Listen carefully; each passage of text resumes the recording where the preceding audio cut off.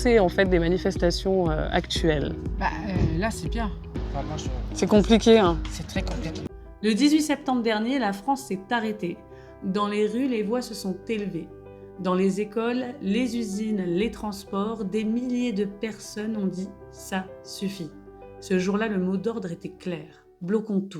J'ai voulu comprendre ce qu'il se passait derrière ces images de cortèges, de fumée, de slogans.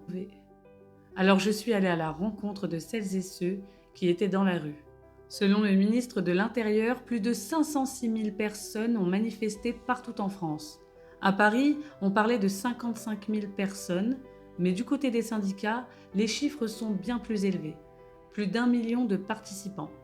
Dans les cortèges, il y avait des enseignants, des étudiants, des cheminots, des agents de la fonction publique, mais aussi des gens venus en famille, parfois pour la première fois. Ce n'était pas seulement un mouvement de grève, c'était un cri collectif. Et la journée ne s'est pas arrêtée aux manifestations. On a vu des lycées bloqués, des transports perturbés, des rassemblements devant des lieux stratégiques. La colère s'est exprimée partout. Mais cette mobilisation s'est aussi heurtée à une réponse très dure. Il y a eu 309 interpellations dans tout le pays, dont 134 gardes à vue. Des images ont circulé, charges de police, gaz lacrymogène, manifestants encerclés. Le gouvernement parle de maintien de l'ordre, mais dans la rue, beaucoup dénoncent une criminalisation du mouvement social. Et plusieurs personnes disent « si on nous arrête, c'est parce qu'on dérange ». Alors pourquoi ce blocage? Pourquoi ces foules malgré la répression, malgré la fatigue, malgré les risques? La réponse tient en 3 mots, enfin presque. Vie trop chère, l'inflation grignote les salaires, le loyer, l'alimentation, l'énergie, tout augmente. Beaucoup ont dit qu'ils n'arrivent plus à finir le mois. On va pas se mentir, je le dis également. Il y a aussi la question des salaires stagnants. Des gens travaillent à temps plein, mais ne s'en sortent plus. Chez les enseignants, par exemple, la colère est très forte. Dans le secondaire, près de 45% de professeurs étaient en grève, selon le principal syndicat. Et puis, il y a le sentiment d'un pouvoir qui impose. Des réformes passées sans concertation, des décisions prises d'en haut. Dans les cortèges, on entendait « on ne nous écoute pas ». Et c'est ça qui pousse beaucoup à descendre dans la rue. Le besoin d'être entendu.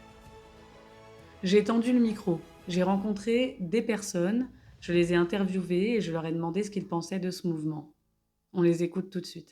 Qu'est-ce que vous en pensez en fait de la société aujourd'hui, de ce qui se passe? Est-ce que vous êtes d'accord un peu avec le mouvement actuel? Plutôt oui, Oui? on est plutôt inquiets.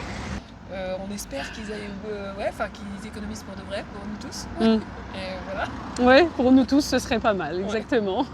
En tout cas, vous les soutenez, vous êtes en accord avec le mouvement? Je le soutiens, en revanche, je n'y suis pas. Oui, vous n'y êtes pas sur place, oui. Bon, c'est vrai qu'on se voudrait plus actif que ça, mais malheureusement, là, je suis indépendante, j'ai un enfant en bas âge, c'est pas si simple. Ouais, c'est clair. Voilà. Ouais, c'est clair. Bon, en tout cas, je vous remercie. Il y a pas... Beaucoup disent on travaille plus, mais on gagne moins. Des retraités aussi étaient là. Qu'est-ce que vous pensez en fait des manifestations actuelles? Là, c'est bien. Je trouve que pourtant, je n'ai jamais fait de manifestation, mais là, je trouve que oui, il faudra en faire. Oui, c'est vrai. Ouais. Puis on arrive beaucoup moins. On en arrive beaucoup c'est moins. vrai. On voit dans les caddies. Enfin, moi, je vois plutôt ça dans mon caddie. Plutôt. Ah bah oui, c'est clair. C'est vrai. Donc, oui, t'es pas boomer, toi. Ouais. C'est pas boomer. Donc voilà. Oui, parce que nous, quand même, on se paye quand même des petits restaurants que maintenant, c'est vrai qu'on peut plus. C'est vrai que les petits plaisirs... Ça diminue. Voilà, exactement. Voilà, ça diminue. Vous êtes partis en vacances d'ailleurs, vous, sinon Non, je suis pas partie en vacances. Non. Non, puis moi non plus. Bah moi non plus. Je suis pas partie moi en non vacances plus. non plus. Moi, je suis pas partie non plus en vacances. Voilà, ce qui explique cela. Voilà. Enfin, je crois que ça serait le gouvernement aussi. Puis mais on n'a pas non plus des ministres qui montrent l'exemple quand on les voit. Enfin, c'est pas, ils donnent pas à fond, quoi. C'est un peu comme des enfants, quoi. C'est compliqué, hein. C'est très compliqué. C'est important de demander un peu à tout le monde son avis. Non, pour la casse, oui. Se servir dans les magasins, ce soir aussi. Oui, c'est un peu du profit, voilà. Oui, il y en a partout, hein. C'est malheureux. En tout cas, je vous remercie d'avoir répondu. Et puis, bon courage à vous pour la suite. Merci, au revoir. Chaque voix racontait une part de la même histoire. Une société qui dit stop. Du côté politique, le gouvernement insiste. Il faut tenir le cap. Certains responsables parlent de minorités bruyantes, d'un pays pris en otage. Mais dans l'opposition, on dénonce un passage en force, un mépris du dialogue social. À la télévision, les débats s'enflamment. Faut-il bloquer? Jusqu'où aller? Et pendant ce temps, dans la rue, la réponse est donnée par les actes, les blocages, les manifestations, les grèves. Alors et maintenant, certains disent que le mouvement s'essoufflera. Mais sur les piquets, on entend l'inverse. Tant qu'on ne sera pas entendu, on continuera. Ce qui est certain, c'est que le 18 septembre a marqué un tournant, un moment où des centaines de milliers de personnes ont rappelé une vérité simple. Sans les travailleurs, sans les étudiantes et étudiants, sans celles et ceux qui font tourner ce pays, rien ne fonctionne. Derrière des chiffres, derrière des images, il y a des vies, il y a une colère, mais aussi beaucoup d'espoir. Et vous, qu'est-ce que vous en pensez? Est-ce que vous étiez dans la rue ce jour-là? Et est-ce que vous pensez que bloquer est la bonne solution? Dites-le moi en commentaire. J'ai vraiment envie de lire vos avis et vos expériences.